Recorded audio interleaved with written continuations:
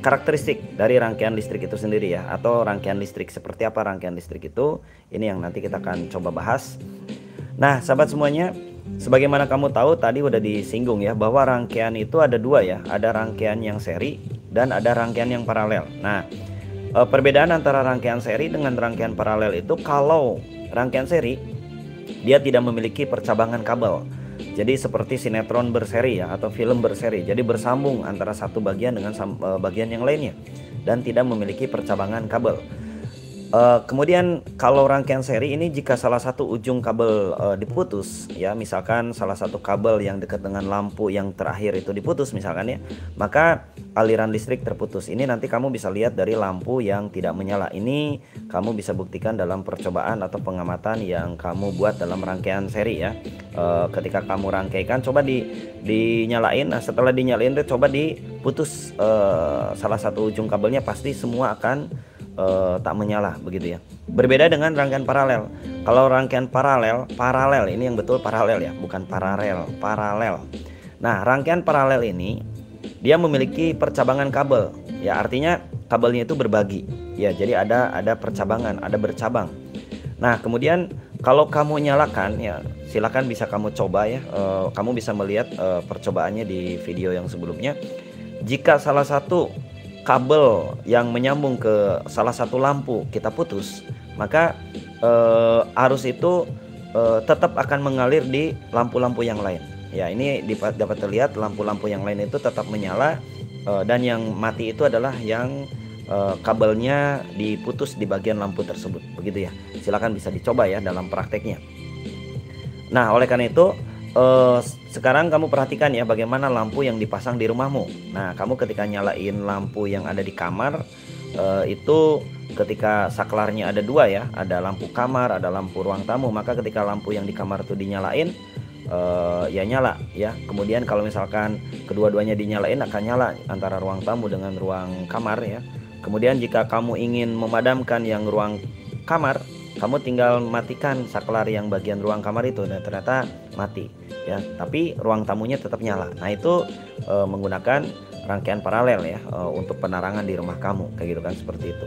Jadi untuk karakteristik dari rangkaian listrik ya, kita kenal nanti ada hukum 1 Kirchhoff ya, pada seri. Nah, ini kamu bisa amati dalam percobaan ketika kamu menghubungkan antara baterai dengan dua buah lampu yang pertama dengan lampu yang kedua gitu ya. Kalau misalkan kamu punya multimeter ya, itu bisa diukur ya arusnya. Kalau tidak ada, kamu bisa amati dari nyala lampunya. Otomatis ketika rangkaian ini ditutup ya, maka lampu itu akan nyala. Nah, sekarang kamu amati bagaimana nyala dari lampu tersebut. Ternyata lampu di L1 dengan L2 itu nyalanya itu sama ya, tidak ada yang berbeda. Ketika lampunya itu memiliki hambatan yang sama, itu si lampu tersebut tuh memiliki terang yang sama gitu ya. Meskipun nanti kamu bisa bandingkan ya antara baterainya satu ini dengan lampunya dua gitu ya, secara seri, ternyata lampunya itu akan berbeda dengan lampunya itu hanya satu.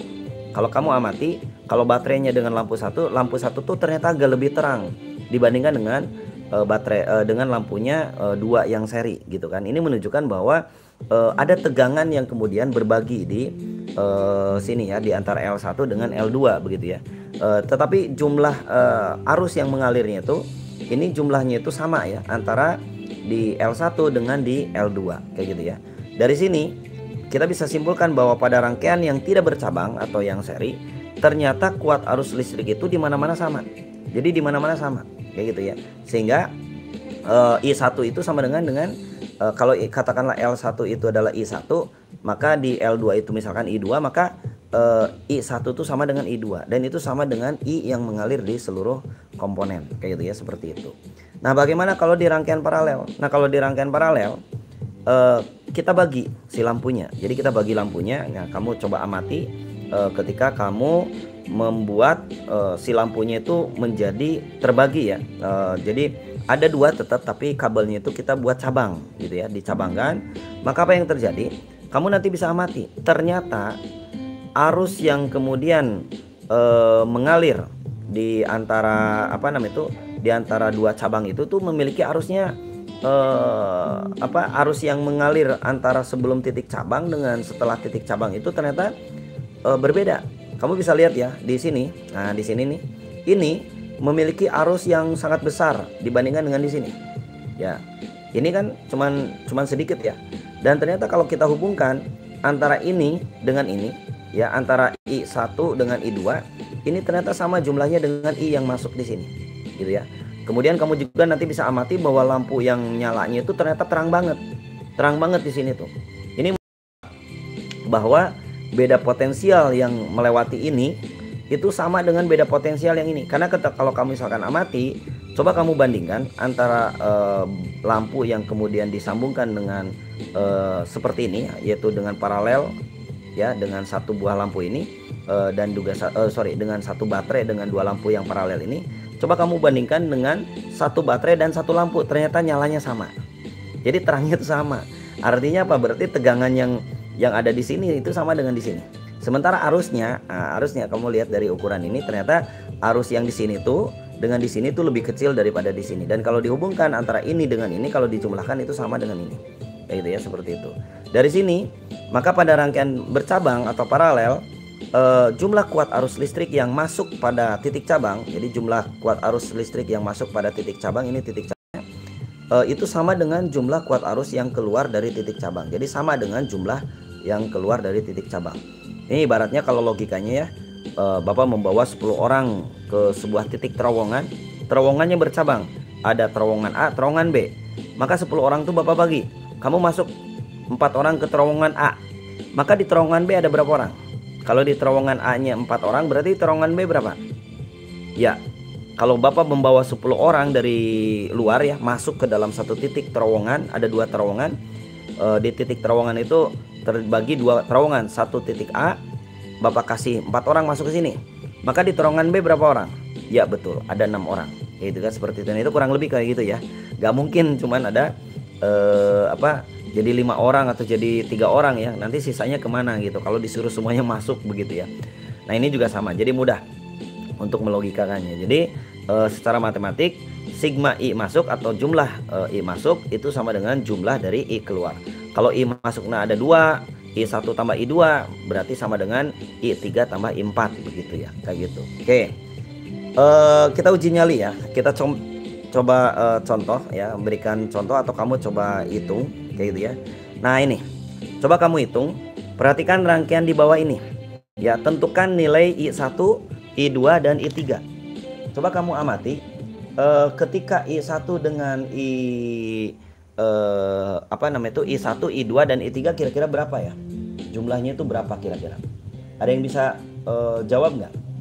Ya, kalau misalkan ada yang bisa jawab, boleh kamu kasih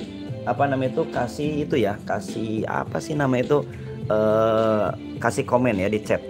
Kita coba bareng-bareng ya, ketika yang masuk itu 40 ampere masuk ke titik P, yang satu jadi 10 ampere, yang satu yang ke bawah.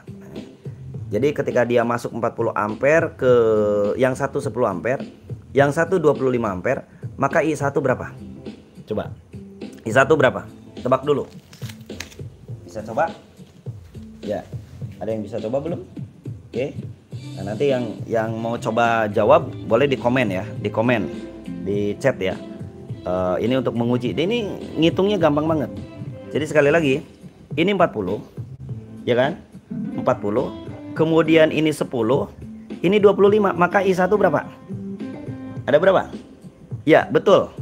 Yang bisa menjawab yang betul berapa ya? 15, bukan 15. Yang jawab berapa? Ya betul, 5. Ya, 5. Ya, jadi jawabannya 5. Yang sudah bisa jawab 5 itu pinter, cerdas kamu. Cerdas kamu.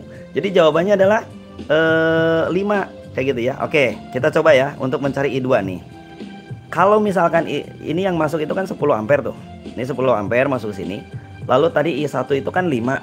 Tadi udah kita hitung ya, 5. Maka yang I2 berapa? Coba sekali lagi. Ini kan 10 ampere. 10 ampere. Ini I1-nya 5. Berarti I2 berapa? Ayo berapa coba? Ayo.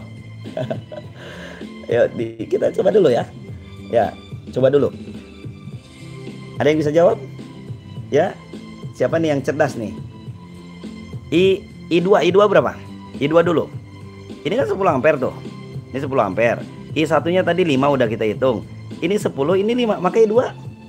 Ya, betul. Ya, betul jawabannya. Ya, dari sini kamu bisa buktikan bahwa ternyata kamu tuh cerdas, bisa menjawab. I2 itu adalah 10 tambah 5. 10 tambah 5 berapa? 15, gitu kan? 15, kayak gitu kan? Ya, jadi IPA itu gampang kayak gitu. Ini tanpa ngotret loh. Kamu tinggal lihat aja udah bisa jawab. Betul nggak? Kita terakhir nih ya. Kita uji nyali. Ini I2 nih. I2 tadi berapa jawabannya? 15 ya. Maka ini 15, kemudian di sini 25. Tuh, kan 25. I3 berapa? 15, 25. Ya, tinggal ditambahkan aja. Berarti berapa? 25 tambah 15. Ya, jawabannya 40. Bah, betul. Jadi ternyata kalian tuh cerdas-cerdas, pinter-pinter. Kayak gitu ya. Apa namanya itu, bisa menjawab bahkan tanpa menghitung ya, sudah dilihat tadi udah bisa jawab gitu. Coba yang ini. Ya, kita ambil salah satu contoh aja lah, yang ini deh. Ini gambarnya kayak susah gitu ya. Tapi kalau kita coba hitung tuh bisa kayak gitu. Nih, ini 50 mA. Kemudian ke sini 30 mA. Nah, yang I1 berapa? Yang I1 berapa? Ini kan 50 mA tuh. Ya kan? Kemudian di sini 30 mA. Berarti I1 berapa? Kalau yang ini bisa jawab, kita bisa lanjut. Ya,